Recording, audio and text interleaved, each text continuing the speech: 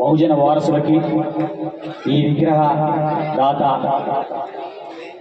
నాగరాజు గారికి, అదేవిధంగా ఈ చాకలి ఐలమ్మ విగ్రహాన్ని మన ఆచార్యులగూడెం గ్రామంలో పెట్టి తన యొక్క వారసత్వాన్ని మనం పుడికి పుచ్చుకొని రానున్న రోజుల్లో బహుజన చైతన్యం కోసం పోరాటం చేయాల్సిన అవసరం ఉందని చెప్పి ఈరోజు మనం అందరం కూడా ఆ చాకలి ఐలమ్మ విగ్రహాన్ని ఈడ ప్రతిష్ఠించుకున్నాం.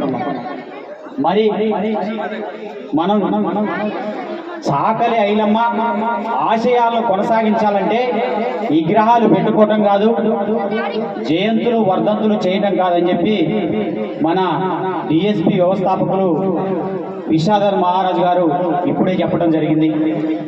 మీకు పూర్తిగా అర్థమై ఉంటుంది. వారు మాట్లాడినటువంటి ప్రతి మాటలో కూడా